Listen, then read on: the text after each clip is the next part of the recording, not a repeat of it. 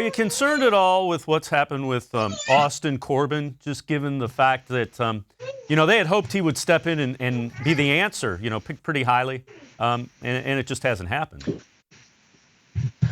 Yeah, I think people want to label him as a bust, and I obviously think the Browns wanted him to be a contributor in the first 2 years. They drafted him hoping he could play that left tackle spot that was open last year. That didn't pan out.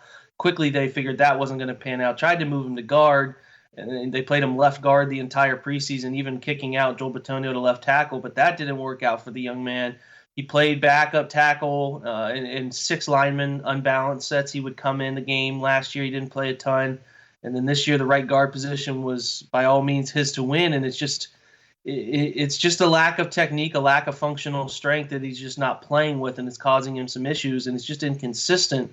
So they've sort of said, hey, we want to use this kid as a center going forward. We're going to devote all of his time to the position we think he can be, which is a center, which is what he played a good amount of time in the Senior Bowl before he was drafted. He played a good amount of time at center. So the Browns are playing the long game with him. They know they have him for 4 years. If they're going to be signing a bunch of guys back at the end of this year, and they're going to get some budget restrictions, J.C. Tretter might be one of those guys they don't feel like they have the money to bring back, and they can cut a corner there. And Austin Corbett could be working an entire season ready to play center and step into that role. So if he's able to do that, ideally you want your 33rd overall pick in a draft to play in the first 2 years. But, things don't always work out. The guy played tackle his entire college career, and that transition to the interior where pass sets are different, run game blocking responsibilities are different, the type of player you're blocking is different. I think people overlook the size of defensive tackles and nose guards compared to defensive ends.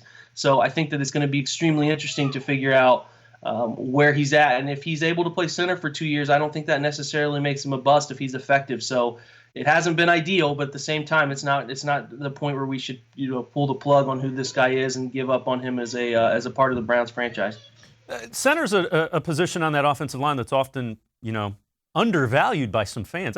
That's one of the important roles. You better know that's the guy that's basically the quarterback of that offensive line.